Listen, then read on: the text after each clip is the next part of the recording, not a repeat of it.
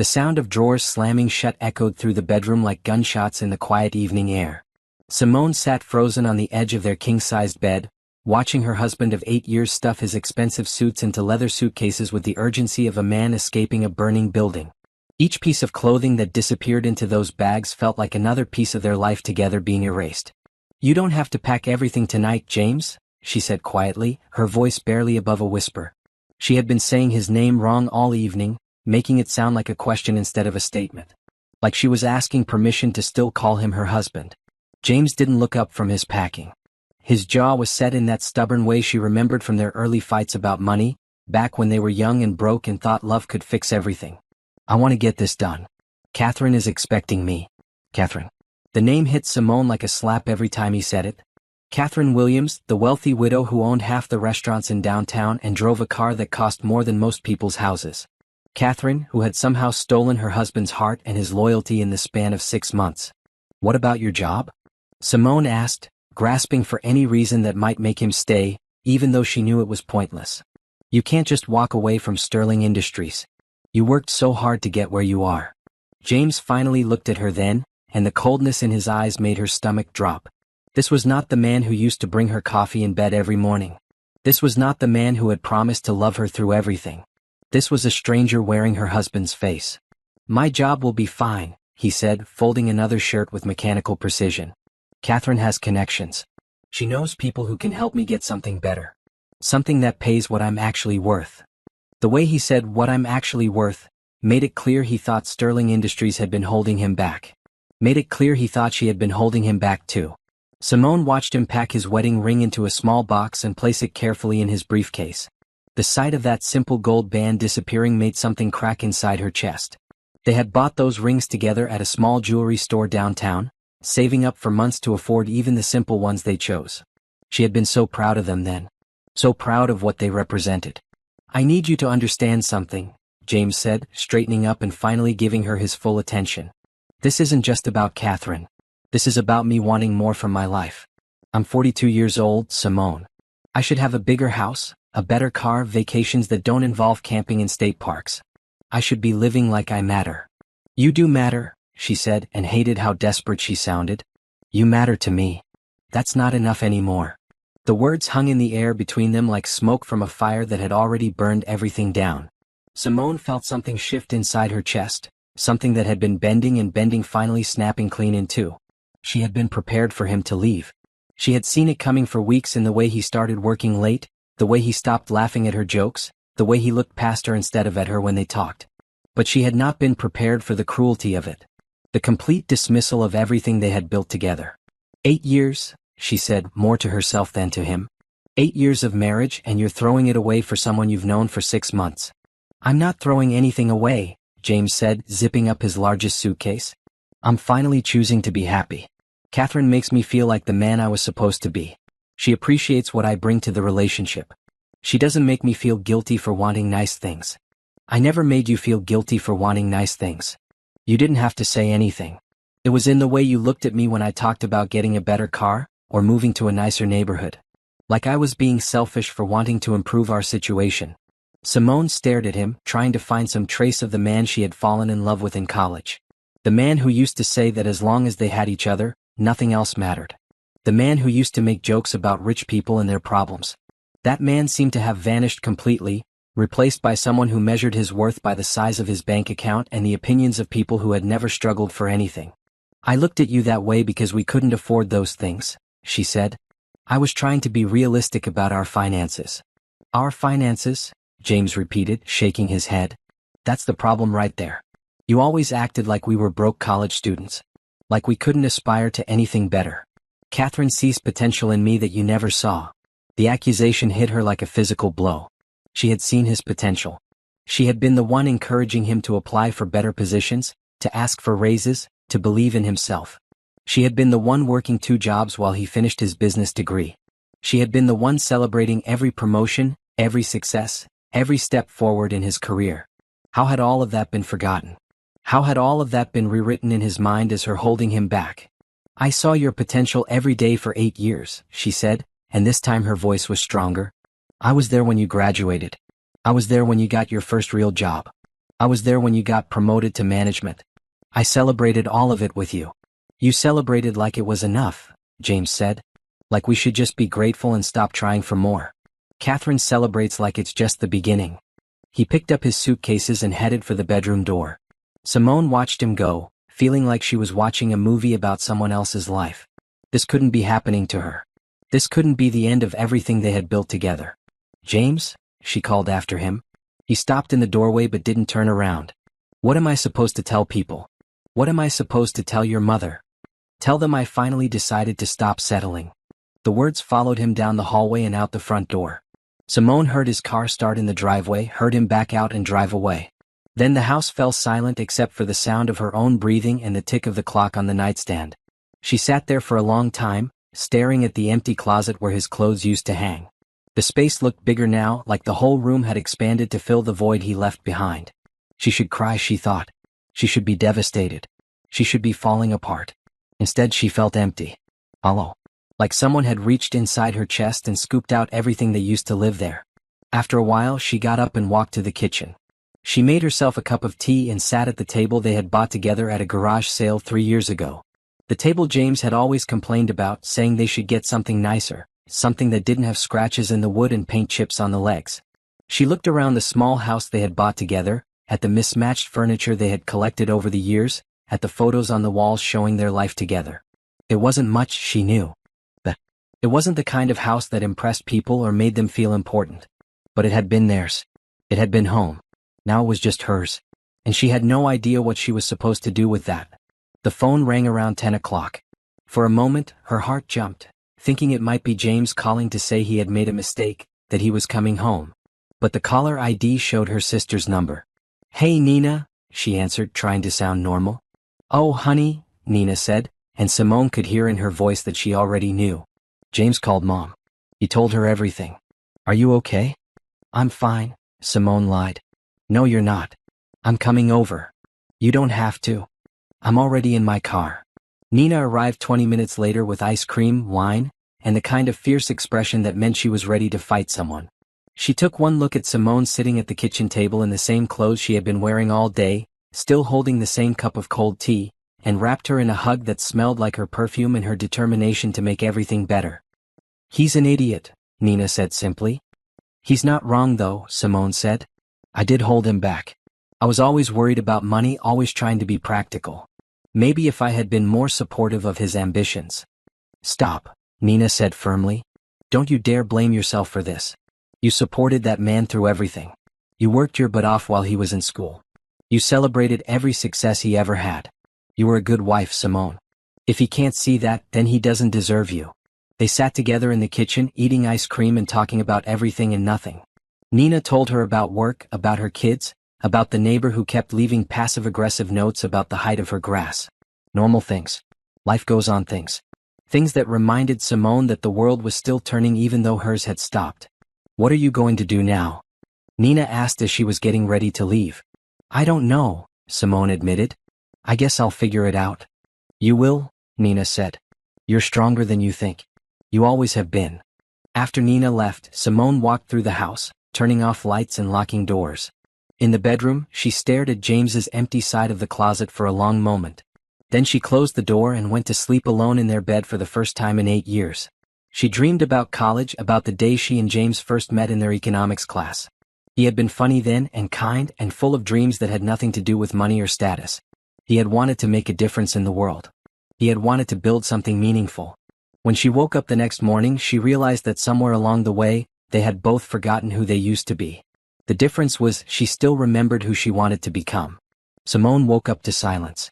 For 8 years, she had been waking up to the sound of James showering or making coffee, or talking on his phone in that quiet voice he used for work calls he didn't want her to hear. The absence of those sounds felt strange, like waking up in a house where all the clocks had stopped. She lay in bed for a while, staring at the ceiling and trying to figure out what she was supposed to do with a Tuesday morning that belonged entirely to her. She had taken the day off work, thinking she would need time to fall apart. But falling apart required energy she didn't seem to have. Eventually she got up and made coffee. She sat at the kitchen table with her laptop, staring at the bank account page she had pulled up but not really seeing the numbers.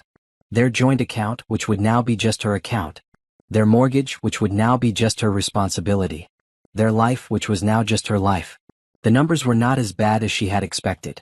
They had been careful with money, despite what James said about her being too practical. They had savings. She could make the mortgage payments on her own salary at least for a while. She could figure this out. Her phone buzzed with a text from her boss. "Take all the time you need. We've got everything covered here." Lisa Chin had been more than a boss to Simone over the past 3 years. She had been a mentor, a friend, someone who saw potential in her that Simone sometimes couldn't see in herself. Working as Lisa's executive assistant at Sterling Industries had been the best job Simone had ever had, even if James had always made it sound like she was wasting her talents on someone else's success. Another text came in, this one from her mother. "Your sister told me what happened. Come stay with us for a while." The idea was tempting. Going home to her parents' house, sleeping in her old bedroom, letting her mother cook for her and worry about her like she was still a child. But running away wouldn't solve anything. She was 38 years old. She had a house, a job, a life that existed completely separate from James, even if she had forgotten that for a while. She texted back, "Thank you, but I'm okay here. I'll call you later." Around noon, she forced herself to shower and get dressed. She walked through the house, seeing it differently now that it was only hers. The small living room that James had always complained about suddenly seemed cozy instead of cramped. The kitchen with its old appliances and mismatched dishes felt warm and familiar. The backyard, which James had said was too small for entertaining, looked perfect for the vegetable garden she had always wanted to plant but never had time for. Maybe this house had never been too small. Maybe James had just gotten too big for it. She was pulling weeds from the flower bed by the front door when Mrs. Patterson from next door came over with a casserole dish covered in aluminum foil. "I heard about James," the older woman said gently. "I'm sorry, dear." Mrs. Patterson had lived in the neighborhood for 40 years. She had watched families move in and out, had seen marriages begin and end, had probably witnessed more human drama than anyone needed to in one lifetime. She didn't ask questions or offer advice. She just handed over the casserole and squeezed Simone's shoulder. "Chicken and rice," she said. "It'll keep in the fridge for a week." "Thank you," Simone said and meant it. That evening, she ate Mrs. Patterson's casserole while watching a movie she had always wanted to see but James had never been interested in. It was a romantic comedy from the 90s, predictable and sweet and exactly what she needed. She laughed at parts that weren't even that funny, and cried during the happy ending, and felt something small and warm unfold in her chest. When the movie was over, she called Nina. "How are you holding up?" her sister asked. "Better than I expected," Simone said, and realized it was true. "I think I'm going to be okay." "Of course you are. You're a survivor." "When did you know that about me?" "Always," Nina said without hesitation. "Even when we were kids.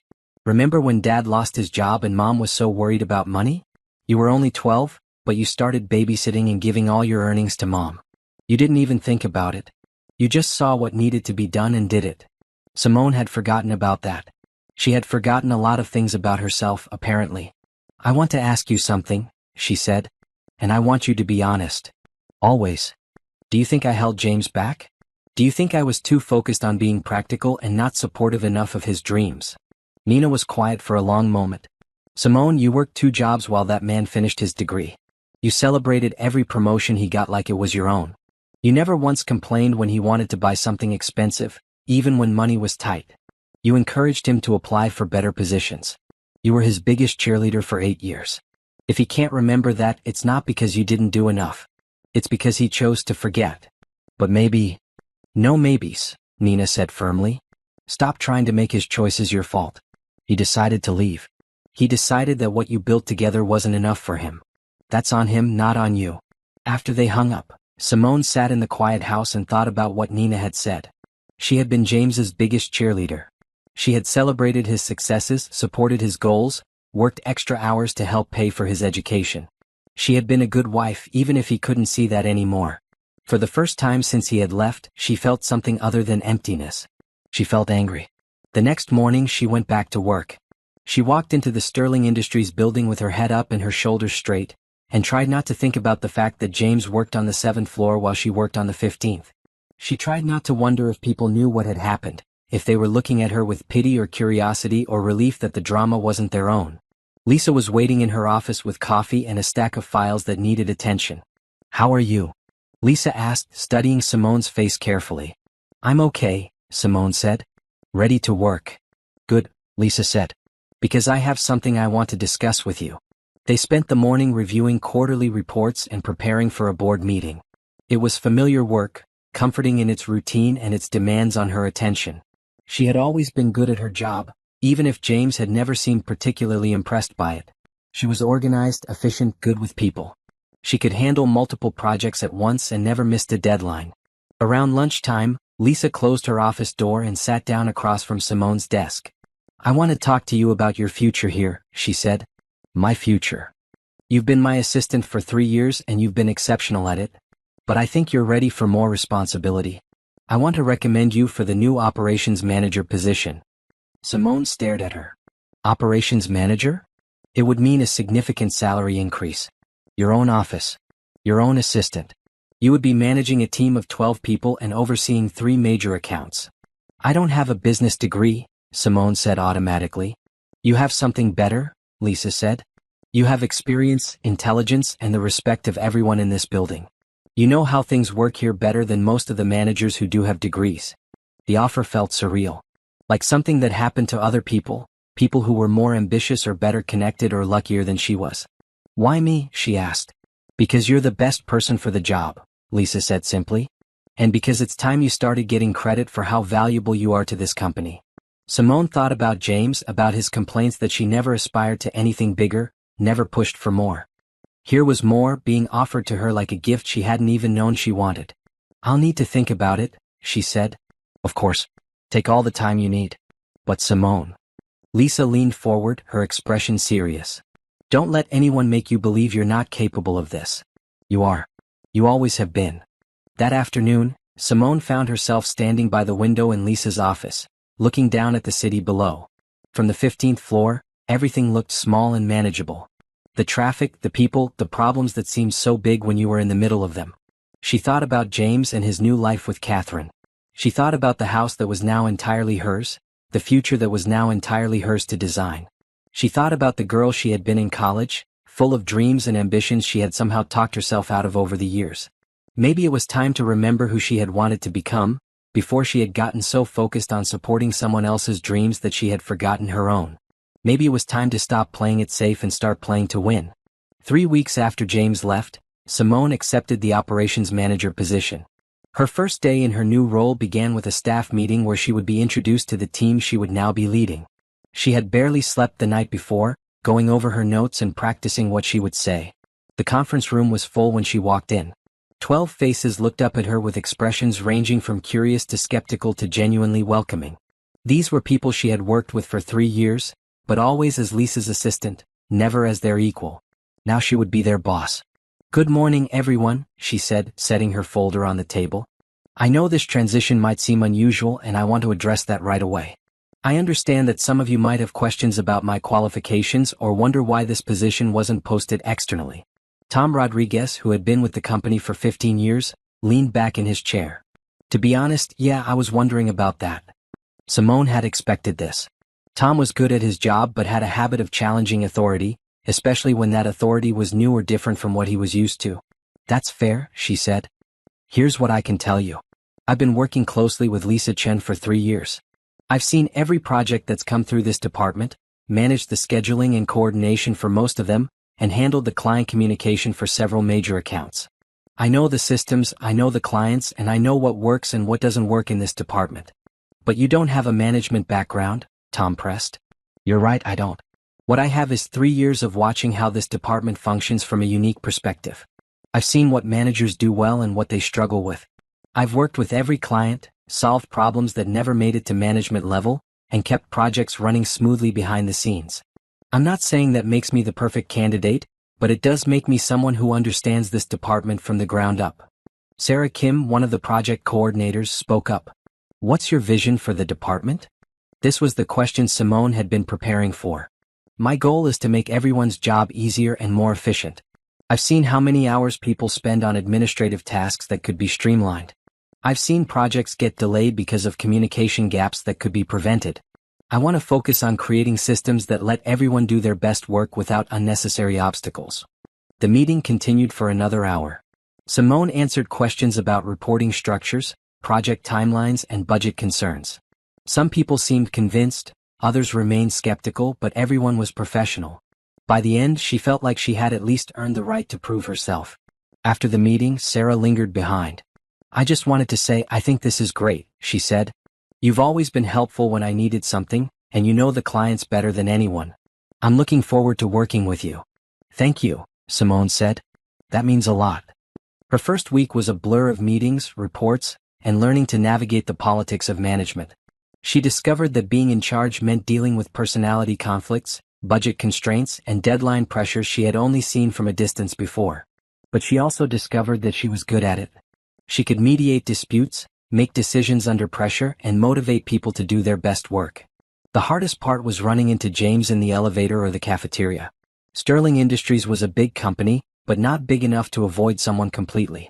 The first time she saw him after her promotion, he did a double take that would have been funny under different circumstances. "Operations manager?" he said, reading the nameplate on her new office door. "That's right," she said, not stopping to chat.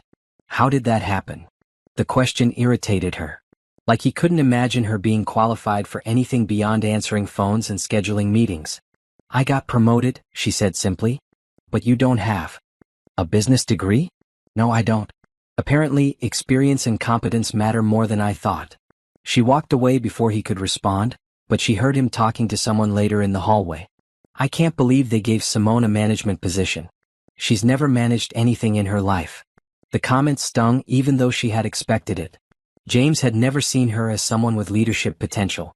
In his mind, she was the support person, the one who handled details so other people could focus on big picture things.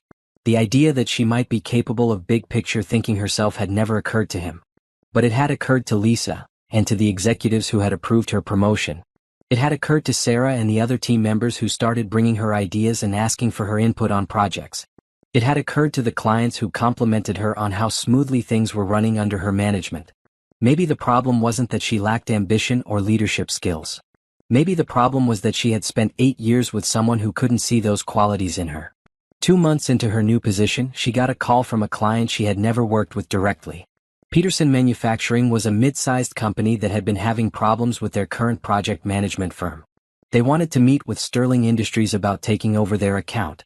"I heard good things about your operations team," Mr. Peterson said during their phone conversation. "Specifically about you. I'd like to set up a meeting." The meeting went well. Better than well.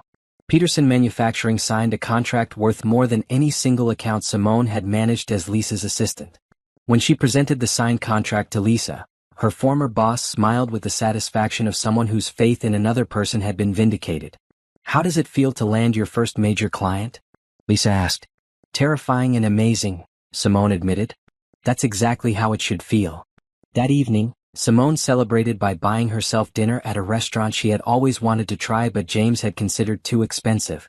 She sat at a table by herself eating excellent food and reading a book, and felt completely content. She had forgotten what it was like to make choices based purely on what she wanted, without having to consider someone else's preferences or budget concerns or opinions about what kind of places they should be seen in. When she got home, she walked through her house with new eyes. The living room that James had called cramped looked cozy and welcoming.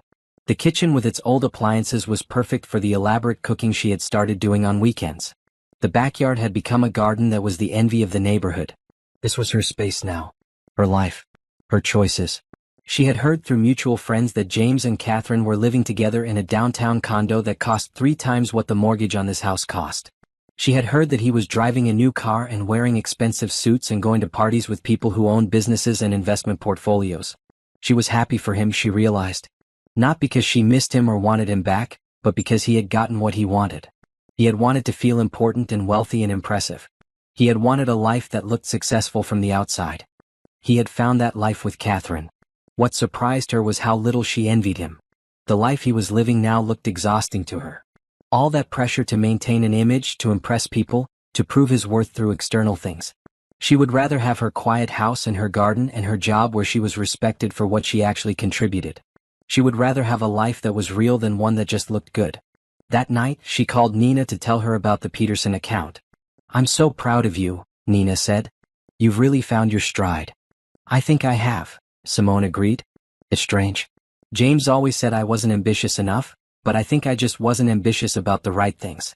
I wasn't trying to impress anyone or make myself look important. I was just trying to do good work. And now you're being rewarded for it. Yeah, it feels good. After they hung up, Simone sat in her living room with a cup of tea, thinking about the path that had brought her here. 6 months ago, she had been a wife whose husband was dissatisfied with their life together. Now she was a successful manager with her own team, her own clients, and her own vision for the future. The divorce papers had been finalized the week before. She had signed them without sadness or regret, just relief that the legal end matched the emotional end that had happened months earlier. She was officially single now, officially responsible only for herself and her own choices. It should have felt scary. Instead, it felt like freedom.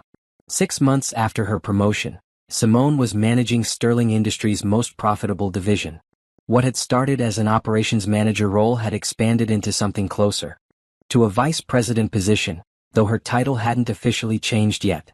She was overseeing 15 people now, managing 5 major accounts, and had been asked to sit in on executive meetings as a consultant on operational efficiency. The Peterson manufacturing account had been just the beginning.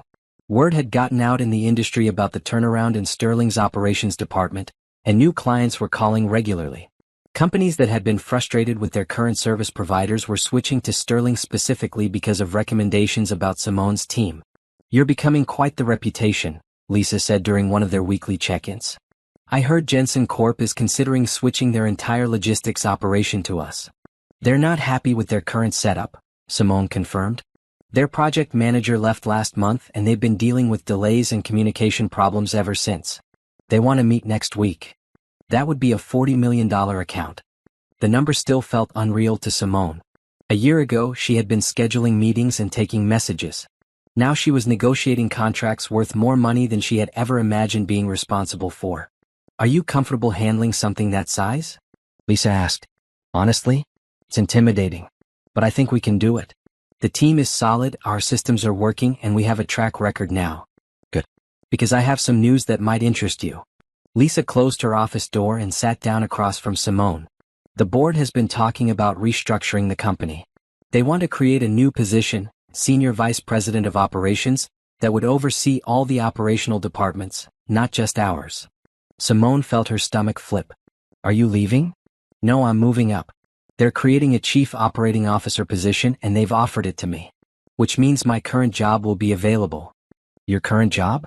"Executive Vice President of Strategic Operations. It would put you in charge of 4 departments, reporting directly to me and the CEO. Your own executive assistant, company car, expense account. The works." Simone stared at her. "Are you serious?" "Completely serious. The board was initially hesitant about promoting someone without an MBA, but your results speak for themselves. Revenue in your department is up 60% since you took over. Client retention is at 95%. Employee satisfaction scores are the highest in the company. I don't know what to say." "Say you'll think about it." "The salary is $230,000, plus bonuses tied to departmental performance." The number made Simone's head spin. $230,000. That was more than she and James had made combined in their best year together. "When do you need an answer?" "Take your time. A week or 2. "But Simone." Lisa leaned forward. "You've earned this. Don't let anyone make you think otherwise." That evening, Simone sat in her backyard with a glass of wine, trying to process what had happened. Executive Vice President. She would be one of the highest-ranking people in the company, responsible for hundreds of employees and millions of dollars in revenue. The girl who had worked 2 jobs to put her husband through school, who had been told she wasn't ambitious enough, who had been left for a woman who could offer a more impressive lifestyle, was being offered a position that would make her one of the most powerful people in the industry. The irony wasn't lost on her. Her phone rang. It was her mother. "Hi, Mom." "Hi, honey. How are you doing?" "Good. Really good, actually. I got some interesting news today." She told her mother about the promotion offer, about the salary, about the responsibility that came with it. Her mother was quiet for a long moment. "Your father and I always knew you were capable of great things," she said finally.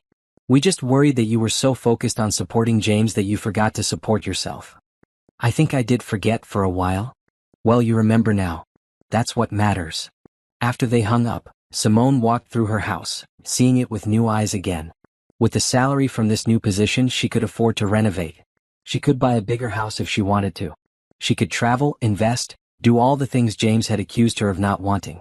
But as she looked around at her cozy living room, her well-equipped kitchen, her peaceful bedroom with its view of the garden, she realized she didn't want to change any of it. This house had become truly hers over the past year. It was where she had learned to be alone without being lonely. It was where she had rediscovered who she was when she wasn't trying to be what someone else needed her to be. She would take the promotion. She would accept the responsibility and the salary and the recognition that came with it. But she would stay in this house, with its scratched kitchen table and its mismatched furniture and its garden full of vegetables she had grown herself. James had left her for a woman who could give him a more impressive lifestyle. What he didn't realize was that Simone had been building an impressive life of her own, one that was based on substance rather than appearance. The next week, she had lunch with Nina to discuss the promotion offer. $230,000? Nina nearly choked on her sandwich. Are you kidding me? Plus bonuses. Simone, that's incredible. You have to take it. I'm going to. It's just surreal. A year ago, James was complaining that I wasn't ambitious enough, that I was holding him back from the kind of life he wanted. Now I'm being offered a position that would make me one of the highest paid people either of us knows. Have you heard from him lately? Not directly. But I heard through the grapevine that he and Catherine broke up. Nina raised an eyebrow. Really? Apparently she got tired of supporting him. Turns out having expensive tastes is only attractive when you can afford them yourself. What's he doing now? I don't know and I don't really care. That sounds harsh, but it's true. He made his choice. He chose to leave a life where he was loved and supported for a life where he felt more important. How that worked out for him is his business. You really are over him. Completely, Simone said and realized it was true. She felt no satisfaction in hearing about his breakup with Catherine, no desire to reach out or offer support. James felt like someone she used to know, someone from a different part of her life that she had moved beyond. So when do you start the new job? Next month. Lisa wants me to spend a few weeks transitioning with each department head, learning their operations before I officially take over. This calls for a celebration, Nina said. That weekend, Nina threw a small party at her house. It was just family and a few close friends, but it felt perfect. Simone's parents drove up from their town 2 hours away, beaming with pride as they listened to her describe her new responsibilities. Her father, who had worked construction his whole life, kept shaking his head in amazement. Executive Vice President, he said for the third time. My daughter, the executive. Don't let it go to your head, Dad, Simone laughed. Too late. I'm already planning to brag to everyone at the hardware store. As the evening wound down, Simone found herself on Nina's back porch with her mother, watching the sun set behind the trees. Are you happy? Her mother asked quietly. Yeah, I really am. Good. For a while there, I was worried you had forgotten how to be happy for yourself. I did forget for a while. But I remember now. James never deserved you, her mother said. I probably shouldn't say that, but it's true. He was so focused on what he thought he was missing that he couldn't see what he had. Maybe we just wanted different things, Simone said diplomatically. Maybe. But what you wanted was real. What he wanted was just for show. They sat in comfortable silence for a while, listening to the sounds of Nina's children playing in the yard and the distant hum of evening traffic. I'm proud of you, her mother said. Not because of the promotion or the money. I'm proud of you for rebuilding your life into something that makes you happy. Thanks, Mom. That means everything to me. The next morning, Simone drove home feeling more content than she had in years. She had work she was good at, a family who loved her, a house that felt like home, and a future that was entirely her own to design. She thought about James briefly, wondering if he was happy with his choices, but the thought didn't linger. She had more important things to focus on now. Like figuring out how to be the best executive vice president Sterling Industries had ever had. 2 months into her new role as executive vice president, Simone was working late on a Thursday evening when she discovered something that would change everything. She had been reviewing budget reports from all 4 departments under her supervision, looking for ways to improve efficiency and reduce costs. The Sterling Industries building was quiet at 8 o'clock, with only security guards and a few dedicated workaholics still around. Simone liked working late sometimes.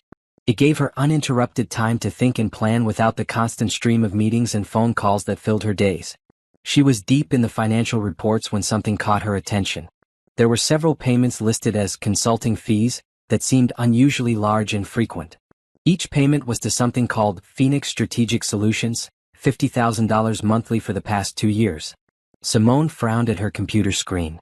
She had been involved in managing consultant relationships for years, first as Lisa's assistant and now as an executive.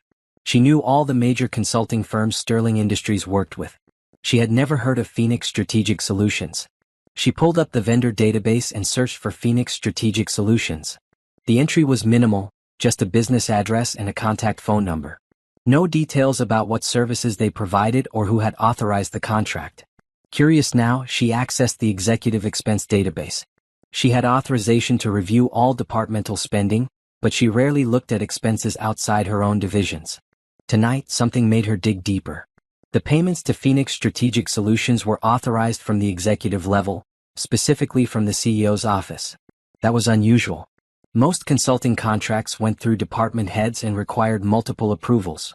For something to be authorized directly from the CEO's office meant it was either highly confidential or involved the highest levels of company strategy.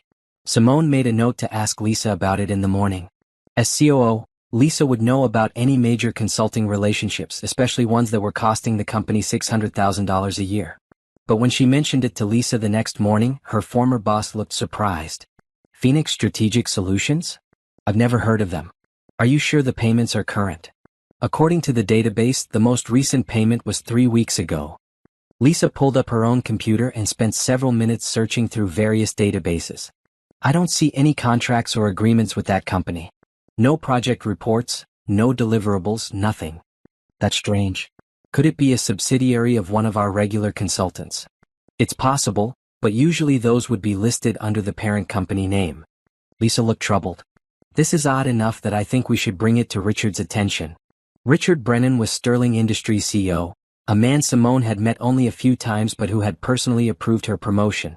He was in his early 60s, had built the company from a small consulting firm into a major player in the industry, and was known for being both brilliant and demanding. They scheduled a meeting with him for that afternoon. When they explained what they had found, Richard's expression grew increasingly serious. "Show me exactly what you're looking at," he said. Simone pulled up the payment records on her laptop. Richard studied them carefully, his jaw tightening as he scrolled through the data. "I never authorized these payments," he said finally. "And I've never heard of Phoenix Strategic Solutions." The silence in the room was heavy. If the CEO hadn't authorized payments that were supposedly coming from his office, then someone else had.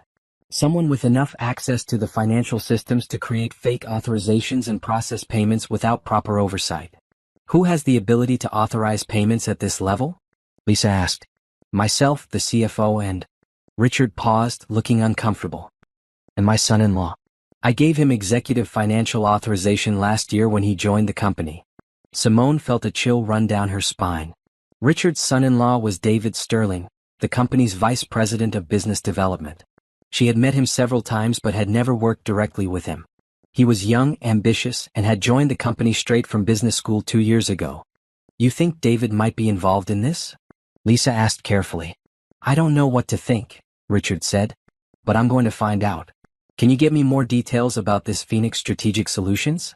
Address, phone number, any other information you can find. Of course, Simone said. And I want this kept confidential for now. If there's some kind of fraud happening, I need to understand the scope before we involve law enforcement or make any accusations. Over the next 3 days, Simone did the most thorough investigation of her career. She traced every payment to Phoenix Strategic Solutions, cross-referenced them with other company expenses, and researched the company itself. What she found was disturbing. Phoenix Strategic Solutions was registered to a P.O. box in Delaware. The phone number went to a voicemail system that had never been set up. The business license was current, but there was no website, no employee records, no evidence that the company had ever provided any actual services to anyone.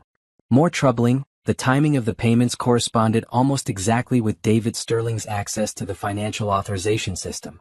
The first payment had been processed 2 weeks after he received his executive privileges. When she presented her findings to Richard, he looked like he had aged 10 years. My daughter's husband has been stealing from my company, he said quietly. We don't know that for certain yet, Lisa said diplomatically. Yes, we do, Richard said. The evidence is clear. David has been creating fake consulting payments and somehow getting that money back to himself. How do you want to handle this? Simone asked. Richard was quiet for a long time, staring out the window of his office at the city below. I need to call my lawyer, he said finally. And I need to figure out how to tell my daughter that her husband is a thief. What about David? Do you want us to confront him? No, not yet. I want to have all the legal pieces in place first. But I want you both to keep investigating. Find out how much money we're talking about total, and see if there are any other suspicious payments or transactions. That weekend, Simone worked from home, going through 3 years of financial records with the thoroughness of an accountant preparing for an audit. She found 2 other consulting companies that showed similar patterns: regular payments, minimal documentation, no clear evidence of services provided. By Sunday evening, she had identified over $2 million in suspicious payments, all authorized through David Sterling's executive access codes. $2 million. Stolen from the company that had given her the opportunity to build a career, that had promoted her based on merit, that had become the foundation of her new life. She thought about James, about his complaints that she wasn't ambitious enough, that she was too focused on playing it safe instead of reaching for more. Here was someone who had reached for more by stealing it from the people who trusted him. The irony wasn't lost on her. James had left her for a woman who could give him a more impressive lifestyle, but he had done it honestly, working within the system even if she didn't respect his choices. David Sterling was living an impressive lifestyle by stealing from his own family's company. She wondered if James would have made the same choices if he had been given the opportunity. She wondered if his dissatisfaction with their modest life would have led him to justify taking what wasn't his. She hoped not. For all his faults, she had never thought of James as dishonest. Selfish maybe. Ungrateful certainly. But not criminal. Monday morning, she presented her complete findings to Richard and Lisa. The numbers were even worse than they had initially thought. Over 3 years, David Sterling had systematically stolen more than $2.5 million from Sterling Industries. I've spoken with our lawyers, Richard said. They're recommending we involve the FBI. This level of financial fraud crosses state lines and involves federal banking regulations. What about your daughter? Lisa asked gently. I told her yesterday, Richard said, and Simone could see the pain in his eyes. She's devastated. She had no idea. She thought David's success was legitimate, that he was just good at his job. Is she standing by him? She says she needs time to process everything. But she's moved back in with us temporarily. I think she knows this marriage is over. Simone felt a pang of sympathy for Richard's daughter. She knew what it was like to discover that the person you trusted most had been living a lie. The difference was that James had been lying to himself as much as to her. David Sterling had been deliberately deceiving everyone around him while stealing from his own family. When will you arrest him? She asked. The FBI wants to build an airtight case first. They're going to monitor his activities for a few more days, make sure they understand the full scope of the fraud before they move. He's still coming to work? He doesn't know we've discovered anything yet. We're acting normal while the investigation continues. The idea of seeing David Sterling in the hallways, watching him go about his normal routine while knowing what he had been doing, made Simone's skin crawl. But she understood the need to let law enforcement handle things properly. Is there anything else you need from me? She asked. Actually, yes, Richard said. The FBI agents handling the case want to interview you. You're the one who discovered the fraud, and your financial analysis is a key part of their evidence. Of course. Whatever you need. As she left Richard's office, Simone thought about the chain of events that had led to this moment. If James hadn't left her, she never would have thrown herself into her work with such dedication. If she hadn't been promoted, she never would have had access to the financial records that revealed the fraud. If she hadn't been working late that Thursday night, she might never have noticed the suspicious payments. In a strange way, James leaving her had led to her uncovering a crime that could have cost Sterling Industries millions more dollars if it had continued undetected. Sometimes life had a sense of justice that was too perfect to be coincidental. The FBI agents who interviewed Simone were professional and thorough. Agent Sarah Chin and Agent Mike Rodriguez spent 3 hours going through her financial analysis, asking detailed questions about how she had uncovered the fraudulent payments and what systems David Sterling had used to hide his theft. Your work here is exceptional, Agent Chin said, reviewing Simone's documentation. You've essentially done half our job for us. The paper trail you've created will be crucial for prosecution. I just followed the numbers, Simone said. Once I saw the pattern, it wasn't hard to trace. Don't sell yourself short, Agent Rodriguez said. Most people would have missed this entirely. The way the payments were structured and authorized, they were designed to blend in with legitimate expenses. It took real skill to spot the inconsistencies. They explained that David Sterling was part of a larger investigation into corporate fraud schemes. Apparently he wasn't working alone. Phoenix Strategic Solutions was connected to a network of fake companies that had been used to steal money from multiple businesses. "We think your Mr. Sterling might be part of an organized fraud ring," Agent Chin explained. "The sophistication of the setup, the way the money was laundered through multiple shell companies, this isn't the work of one person acting alone. How many other companies are involved? We can't give you specific details, but we're looking at potential losses in the tens of millions across multiple firms." The scope of it was staggering. What had started as Simone noticing some unusual consulting fees had uncovered a multi-million-dollar fraud operation. "What happens now?" she asked. "We continue building our case. We'll need you to testify when this goes to trial, but that's probably months away. In the meantime, we'd like you to continue monitoring Sterling Industries' financial systems. If you notice any other irregularities, we want to know immediately. Should I be worried about my safety? If David Sterling is part of a criminal organization." Agent Rodriguez shook his head. "He doesn't know you're the one who discovered the fraud. As far as he's concerned, everything is normal. We want to keep it that way until we're ready to make arrests." That was easier said than done. For the next week, Simone had to act normally around David Sterling while knowing he was a criminal who had stolen millions from the company. She saw him in the elevator, in meetings, in the cafeteria, and had to make polite conversation while her skin crawled. David seemed relaxed and confident, joking with colleagues and talking about vacation plans with his wife. Either he was an exceptional actor or he genuinely believed he would never be caught. The hardest part was watching Richard Brennan struggle with the situation. The CEO was trying to run his company normally while dealing with the knowledge that his son-in-law had betrayed his trust and broken his daughter's heart. He looked exhausted and older than his years. "How are you holding up?" Simone asked him during one of their regular meetings. "Some days are better than others," he admitted. "My daughter is staying with us and she's not taking this well. She keeps asking if there might be some mistake, some explanation that would make this all go away." "What do you tell her?" "The truth. That the evidence is overwhelming and there's no innocent explanation for what David has done."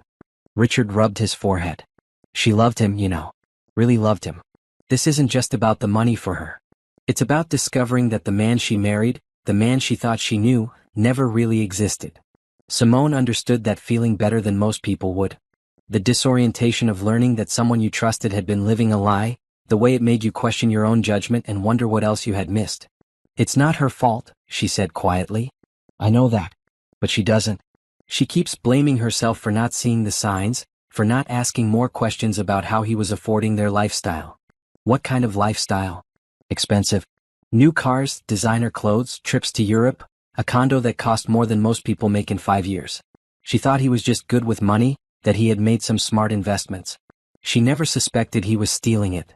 The description reminded Simone of James, of his complaints that their life wasn't impressive enough, that they should have nicer things and live in a better neighborhood. The difference was that James had left to find someone who could give him that lifestyle legitimately. David Sterling had stolen it. "When will the FBI make their move?" she asked.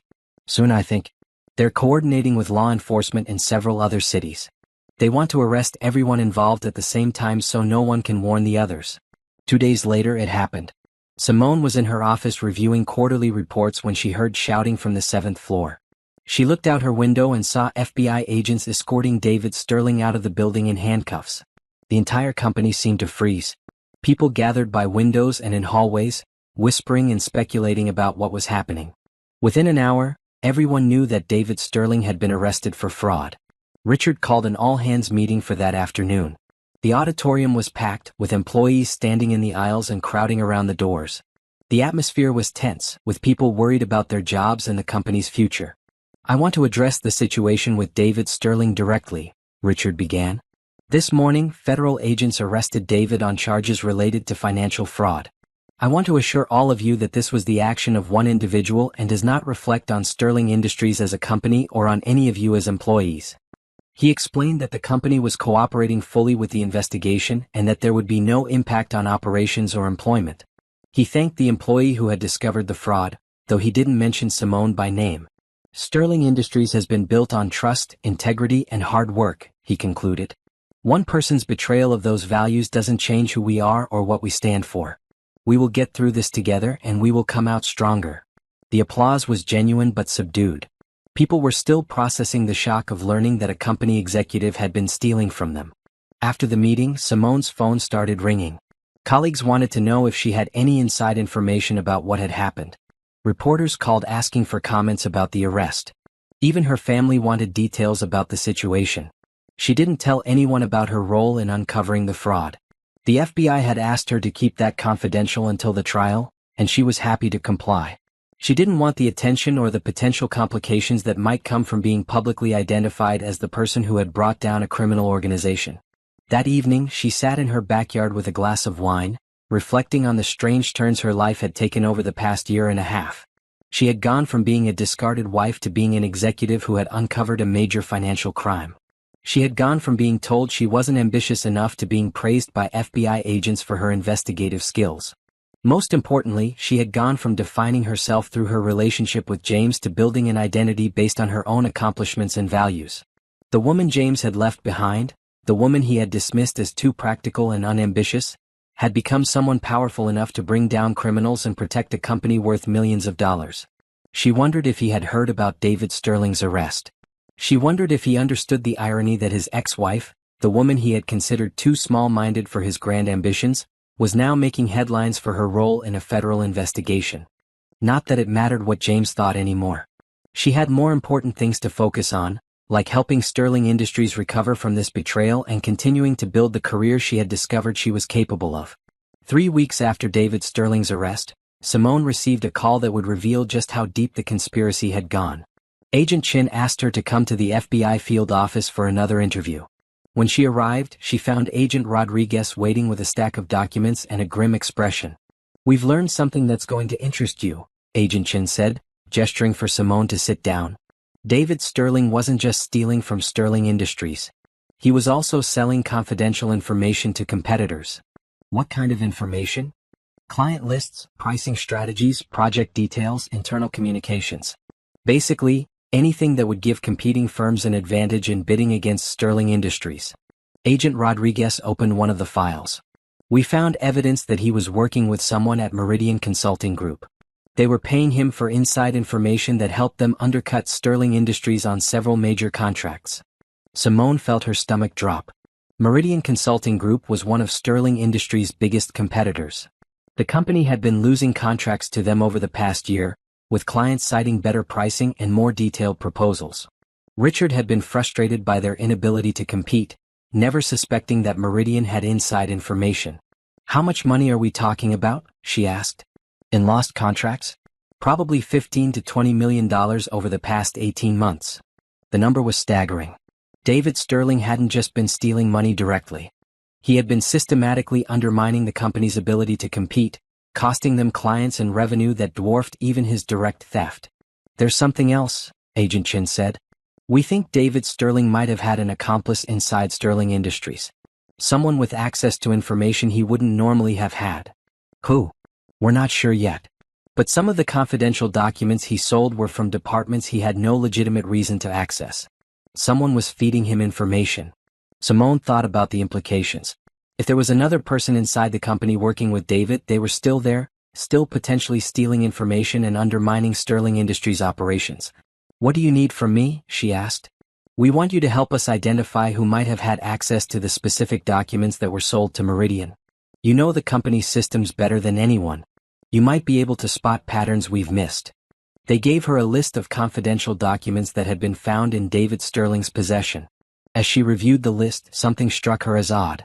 Many of the documents were from her own department, including some that had been created after David's arrest. "These are recent," she said, pointing to several files on the list. "Some of these were created last week." Agent Rodriguez leaned forward. "Are you sure?" "Positive. This project proposal for the Harrison account was finalized 3 days ago. And this budget analysis was completed yesterday." The agents exchanged glances. "That means someone is still stealing information and passing it along, even after David's arrest. But David is in jail. How would he be getting current documents?" "He's not," Agent Chin said. "Someone else is continuing the operation." The revelation sent a chill through Simone. Not only was there another thief in the company, but they were someone with access to her department's most sensitive information. "I need to review the access logs for these documents," she said. "Find out who has been viewing or downloading them." "Can you do that without arousing suspicion?" Yes. As Executive Vice President, I have authorization to audit document access for security purposes.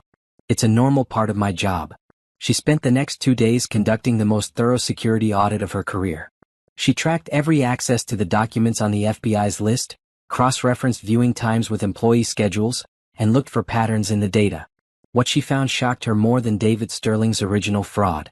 The person accessing the confidential documents wasn't someone she would have suspected.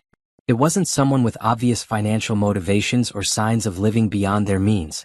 It was Tom Rodriguez, the 15-year veteran who had questioned her qualifications when she first became operations manager. Tom had been viewing and downloading sensitive documents from multiple departments, always during off hours when fewer people were around to notice. He had access to the files because of his seniority and his role in coordinating between different project teams. But the access pattern showed something even more disturbing. Tom had been stealing information for years, long before David Sterling had joined the company. David hadn't corrupted Tom. Tom had been the original source of the leak, and he had recruited David into the conspiracy. Tom Rodriguez has been stealing from this company for at least 5 years, she told the FBI agents. David Sterling was the newcomer. Tom was the one running the operation. Agent Chin shook her head in amazement. A 15-year employee. Someone everyone trusted. That's what made him perfect for it, Simone said. No one would suspect the longtime employee who complained about promotions going to outsiders and asked tough questions about new policies. Everyone thought he was just being a loyal, cautious employee. Including you? Especially me. I thought he was skeptical of my promotion because he was protective of the company. Turns out he was worried I might be competent enough to catch him stealing. The irony was perfect. Tom had questioned her qualifications and challenged her authority because he was afraid she might actually be good at her job. His resistance to her leadership hadn't been about protecting the company's standards. It had been about protecting his own criminal operation. We need to arrest him before he realizes we're onto him, Agent Rodriguez said. How do you want to handle this? Simone asked. Same way we handled David Sterling. We'll coordinate with your CEO to make sure Tom doesn't get any warning, then move in during business hours. What should I do in the meantime? Act normal. Don't change your behavior around Tom or give him any reason to think you suspect him. We'll move as quickly as possible. Acting normal around Tom Rodriguez was even harder than it had been with David Sterling. At least David had been charming and seemingly harmless. Tom was someone she saw every day, someone who had been questioning her decisions and undermining her authority while stealing from the company she was trying to protect. During their staff meeting on Thursday morning, Tom made several comments about maintaining security and being careful about who has access to sensitive information. The audacity of it was breathtaking. He was lecturing her about security while actively stealing confidential documents. You're right, Tom, she said calmly. Security is crucial. I've been doing some audits of our document access protocols, and I'm planning to implement some additional safeguards. She watched his face carefully as she said it, looking for any sign that he understood the threat. But Tom just nodded approvingly, apparently confident that his methods were too sophisticated to be detected. Friday morning, FBI agents arrested Tom Rodriguez at his desk while he was reviewing a confidential budget report that he had no legitimate reason to be reading. Unlike David Sterling, who had seemed shocked by his arrest, Tom appeared resigned, as if he had always known this day would come. The second arrest sent even bigger shockwaves through Sterling Industries than the first. David Sterling had been a relative newcomer, someone most employees barely knew. Tom Rodriguez was a fixture, someone who had been at the company longer than many of his colleagues. How many more are there? Richard asked Simone after Tom's arrest. How many other people have been stealing from us? I don't think there are any others, she said. The evidence suggests Tom was the ringleader and David was his primary accomplice. Everyone else seems to be clean. How can you be sure? I've audited every document access log, every financial transaction, every consultant payment for the past 5 years. If there were other conspirators, I would have found evidence by now. Richard nodded, but she could see the exhaustion in his eyes. Learning that 2 of his employees had been systematically betraying his trust had taken a toll on him. The FBI thinks the total loss to the company is close to $40 million when you factor in the stolen money, the lost contracts, and the damage to our competitive position, he said. Can we recover any of it? Some maybe. David Sterling bought a lot of expensive toys with the money he stole. Cars, jewelry, art. We can seize those assets. But the information that was sold to our competitors, that damage is permanent. Simone thought about the clients they had lost, the contracts they had failed to win, the reputation damage that would follow the public revelation of the fraud. Sterling Industries would survive, but it would take years to fully recover from what Tom Rodriguez and David Sterling had done. There is one positive outcome from all of this, Richard said. What's that? We know now that our internal systems and oversight procedures work. You caught them, Simone. Your diligence and attention to detail saved this company from even greater losses. I was just doing my job. No, you were doing much more than your job. You were protecting something you cared about. That's the difference between an employee and a leader.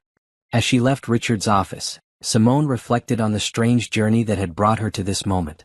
2 years ago, she had been a wife whose husband didn't respect her intelligence or ambition. Now she was an executive who had single-handedly uncovered a multi-million-dollar fraud conspiracy. The woman James had dismissed as too practical and unambitious had become someone powerful enough to bring down a criminal organization and save a company. She wondered if Tom Rodriguez had ever realized the irony. He had spent months questioning her qualifications and challenging her authority, never understanding that he was dealing with someone smart enough and determined enough to destroy him.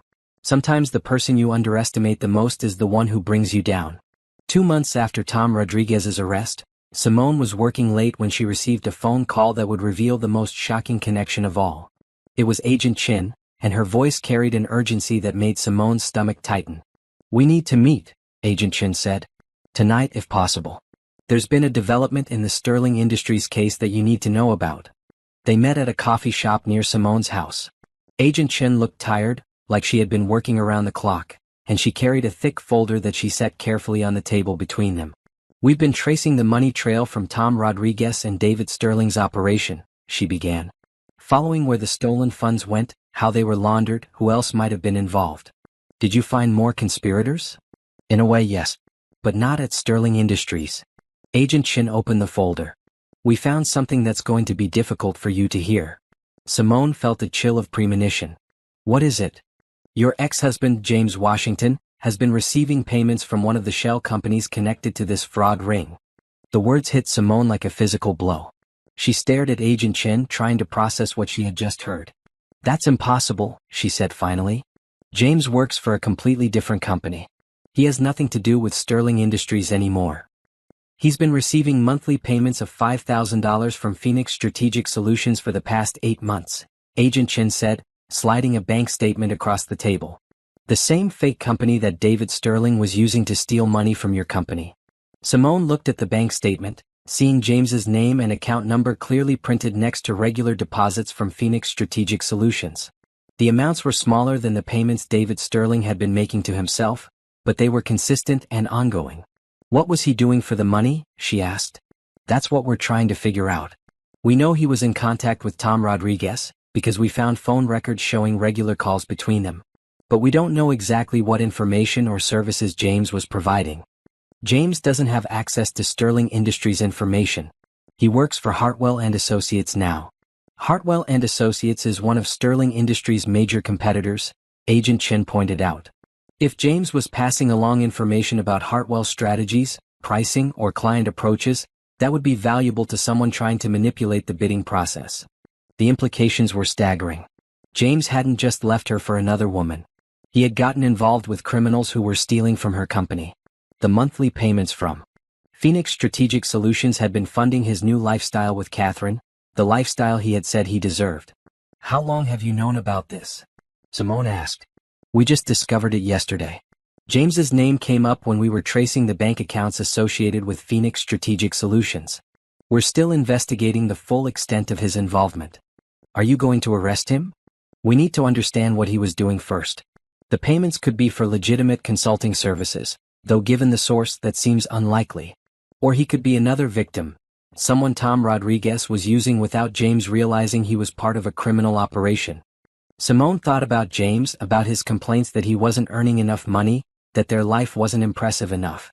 Had his dissatisfaction made him vulnerable to Tom Rodriguez's recruitment? Had he been desperate enough for extra income that he hadn't asked too many questions about where it was coming from? "What do you need from me?" she asked. "We want to know if James ever asked you questions about Sterling Industries after your divorce. Did he show unusual interest in your work, ask about specific clients or projects, try to get information he shouldn't have had access to?" Simone thought back to their few interactions since the divorce. They had barely spoken except about logistics, dividing their possessions, handling the paperwork, dealing with joint accounts. James had seemed eager to cut all ties with her and their old life together. "He never asked me about work," she said. "He seemed to want nothing to do with Sterling Industries or anything connected to our marriage." What about before the divorce? In the months leading up to his leaving? That gave Simone pause. She remembered James working late more often, taking phone calls he said were work-related, asking occasional questions about her job that had seemed like polite interest at the time. "He did ask about some things," she said slowly, "but I thought he was just making conversation, trying to show interest in my work because I had complained that he never seemed to care about what I did." "What kind of things did he ask about?" "Client names, project timelines, budget information. Things I thought were general questions but—" She trailed off as the pieces fell into place. "Things that would be useful to someone trying to undercut our bids." Agent Chin nodded grimly.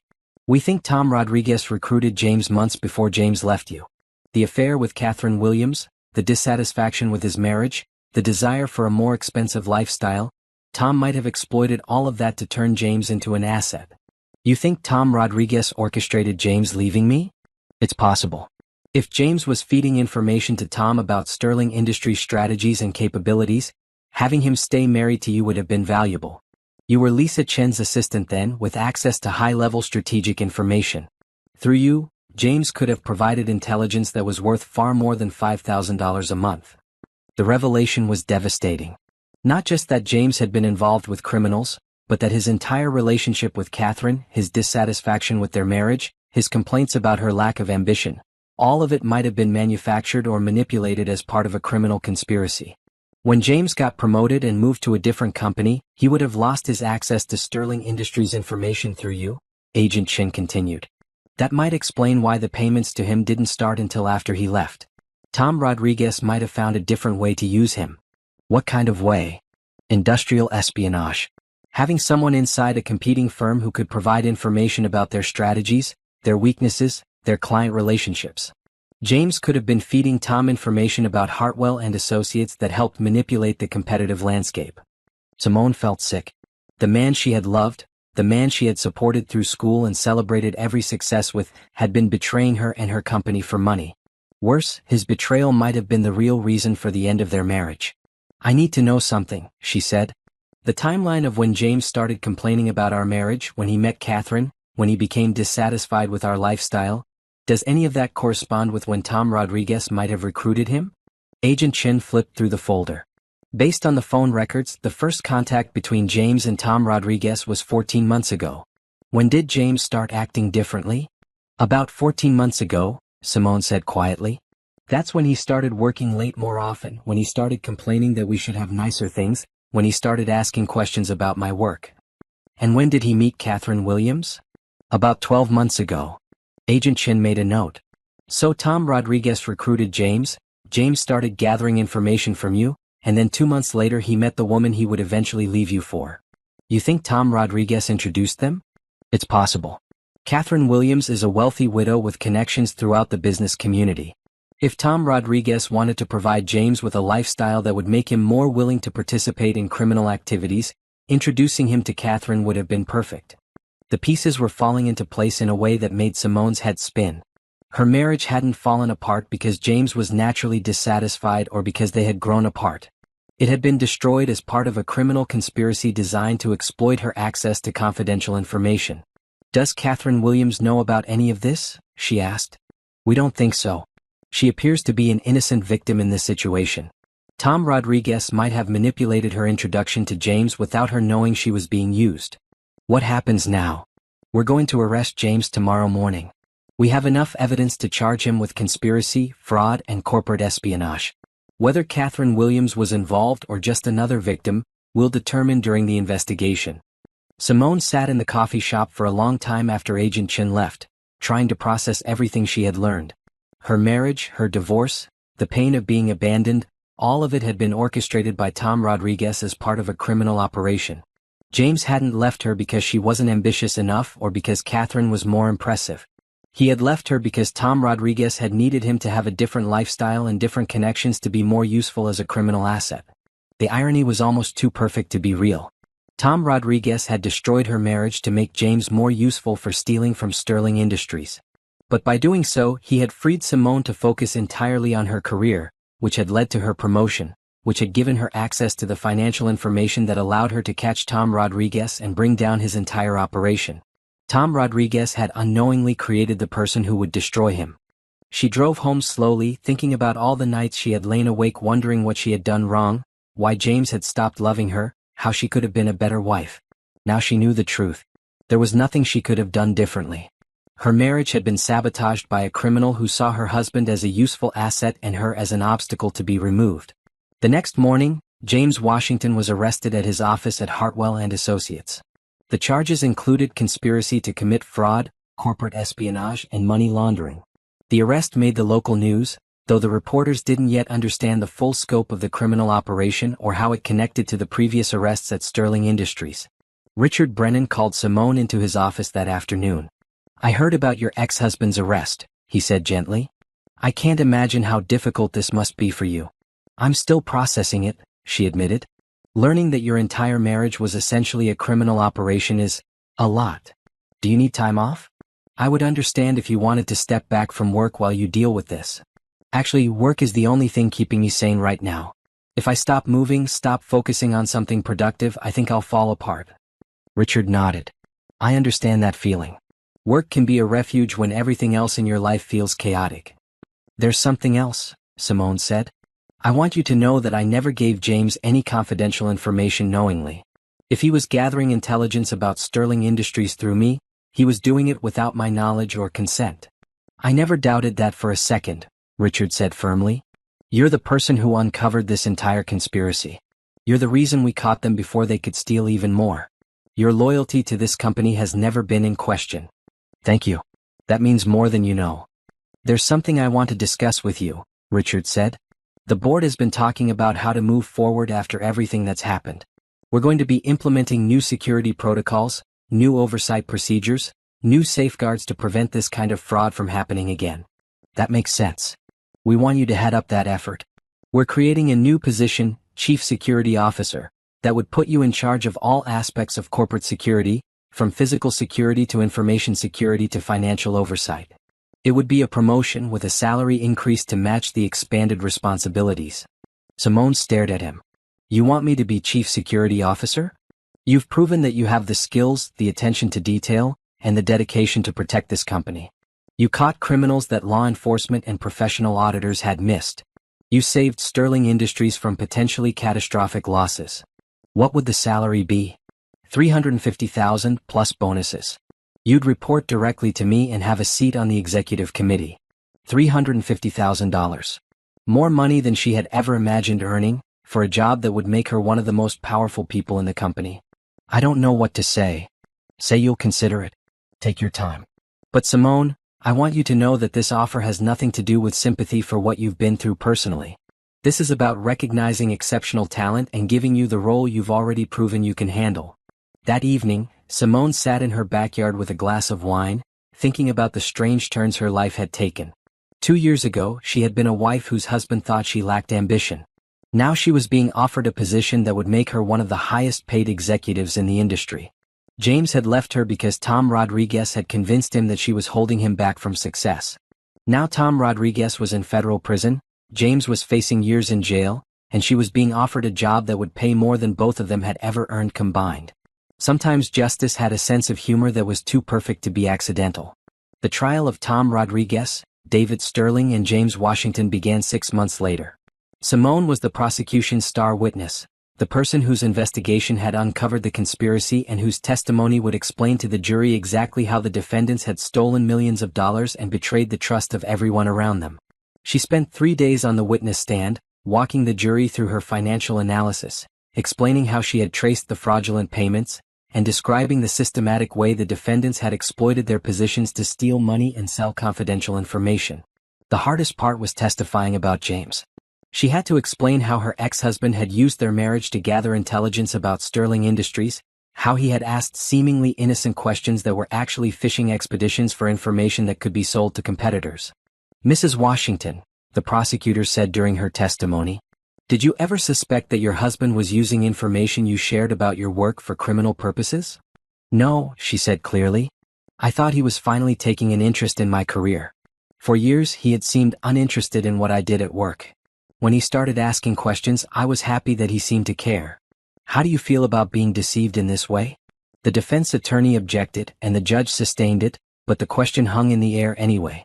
How did she feel about learning that her marriage had been destroyed as part of a criminal conspiracy? I feel like I was used, she said when the prosecutor rephrased the question. Not just by my husband but by all three defendants. They saw me as a source of information, not as a person. They were willing to destroy my marriage and my happiness to make their criminal operation more profitable.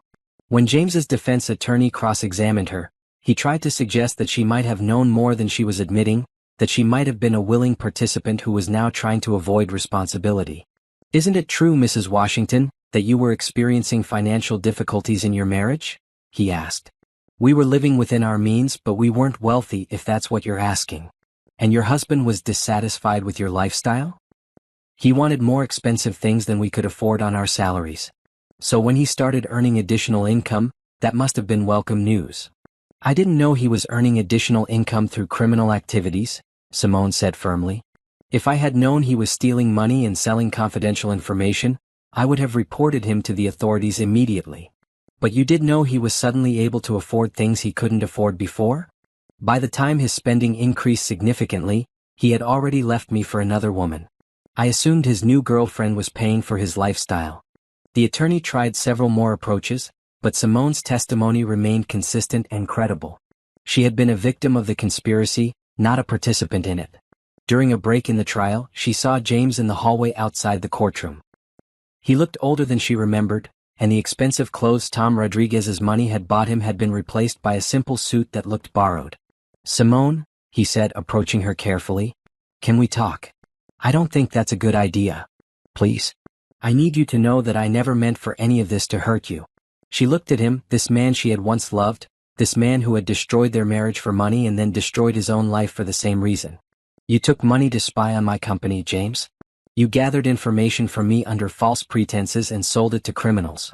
You helped steal millions of dollars from the place where I work. How is that not meant to hurt me? I didn't know what Tom was really doing when it started, James said desperately. He told me he was just gathering market intelligence, that it was normal competitive research. By the time I realized it was criminal, I was already in too deep. When did you realize it was criminal? James was quiet for a long moment. When David Sterling got arrested. That's when I understood that Tom wasn't just gathering information. He was stealing money and manipulating contracts. And you kept taking the payments for 2 more months after David's arrest. I was scared. Tom said if I stopped helping him, he would tell everyone that I had been involved from the beginning. He said he would make it look like I was the mastermind and he was just following my instructions. Simone felt a flicker of the sympathy she had once felt for this man, but it was overshadowed by the magnitude of what he had done. You could have come to me, she said. When you realized what was happening, you could have told me the truth. I could have helped you figure out how to handle it legally. I was ashamed. And I was afraid you would hate me. I hate you more for lying than I ever would have for telling the truth. James nodded, looking defeated. I know. I made the wrong choice at every step. I destroyed our marriage for money that was stolen. I betrayed you and your company because I was greedy and weak. I threw away everything good in my life for something that was fake. Yes, you did. I'm sorry, Simone. I know that doesn't mean anything now, but I'm truly sorry for what I did to you. She looked at him for a long moment, this man who had once been her husband, who had once been someone she trusted completely. I forgive you, James, she said finally. Not because you deserve forgiveness, but because carrying anger around is exhausting, and I have better things to do with my energy. Thank you, he said, and she could see tears in his eyes. But I want you to understand something. You didn't just hurt me. You hurt Richard Brennan, who trusted you with his son-in-law. You hurt Sterling Industries employees, whose jobs were put at risk by your theft. You hurt Catherine Williams, who fell in love with someone who was using her. The damage you did goes far beyond our marriage. I know. I think about that every day. Good. You should. That was the last conversation she ever had with James Washington. The jury convicted all 3 defendants on all charges. Tom Rodriguez received 15 years in federal prison. David Sterling received 12 years. James received 8 years. which his attorney said was reduced because of his cooperation with the investigation and his expression of genuine remorse. Simone felt no satisfaction in seeing James sentenced to prison. She felt no joy in his downfall or vindication in his punishment. She felt only a sense of closure, a feeling that a difficult chapter of her life was finally, completely finished. After the trial, she accepted Richard Brennan's offer to become Chief Security Officer of Sterling Industries.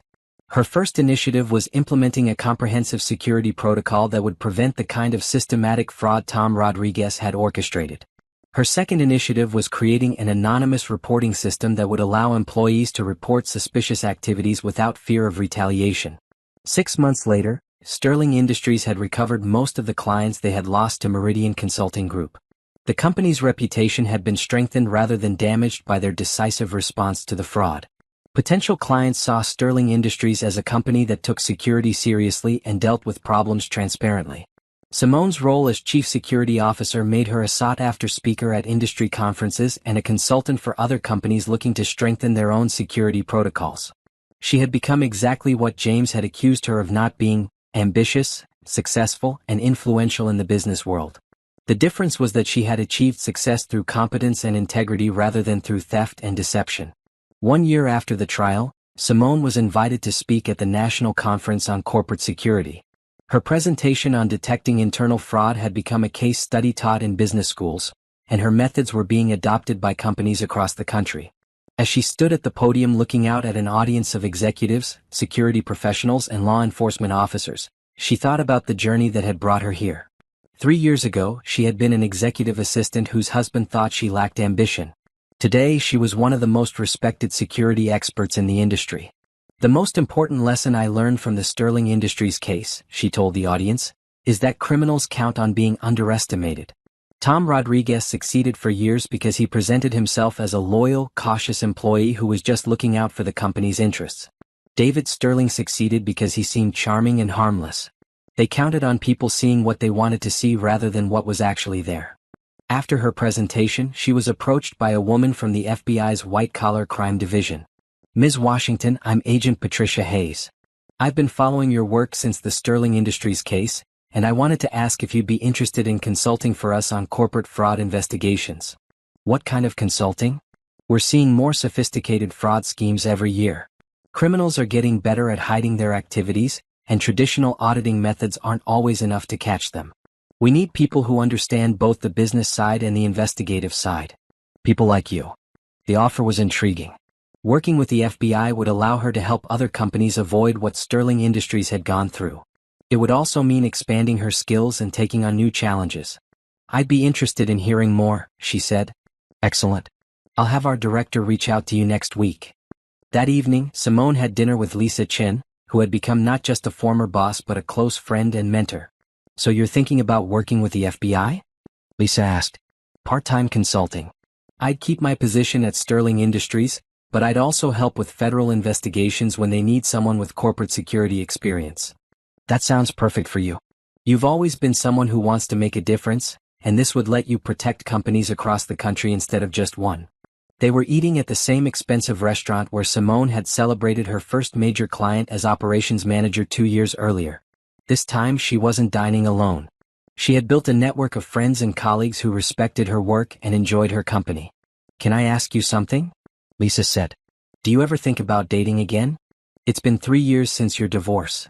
Simone considered the question. She had been so focused on rebuilding her career and her life that romance had seemed like a distraction she couldn't afford. "Sometimes," she admitted, "but I'm in no hurry. I'm finally comfortable with who I am and what I want from life. I don't want to compromise that unless I find someone who adds to my happiness rather than requiring me to diminish myself."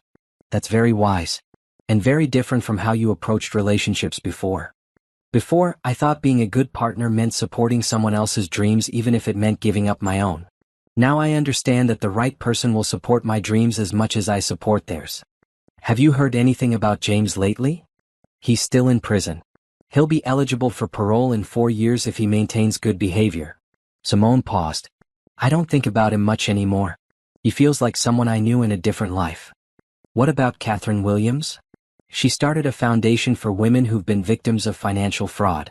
She speaks at conferences about how to recognize when someone is using you for your money or connections.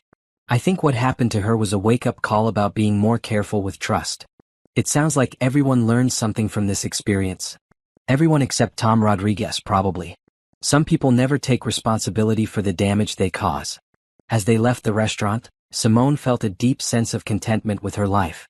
She had work that mattered, friends who valued her, and a future full of possibilities she was excited to explore. Her phone buzzed with a text from Nina. "Saw your conference presentation online. So proud of you." Mom and Dad watched it twice and Dad cried both times. She smiled, thinking about her family's reaction to her success. They had always believed in her, even when she had stopped believing in herself. The next week, she met with FBI Director Sarah Chin, no relation to her former colleague, about the consulting opportunity. The meeting went well, and within a month she was working on her first federal case, a complex fraud scheme involving multiple companies and millions of dollars in stolen funds. Her expertise in tracing financial irregularities and understanding corporate systems made her an invaluable asset to the investigation team. Within 6 months, they had identified the perpetrators and recovered most of the stolen money.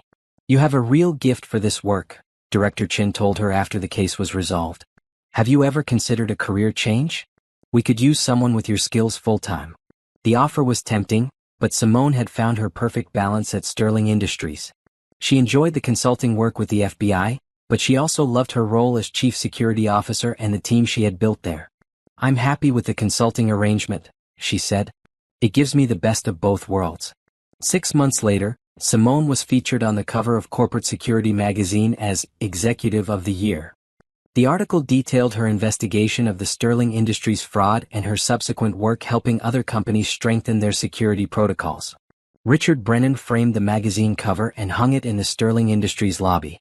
"I want everyone who enters this building to see what real leadership looks like," he told her. That evening, Simone sat in her backyard garden, reading the magazine article about her life and career.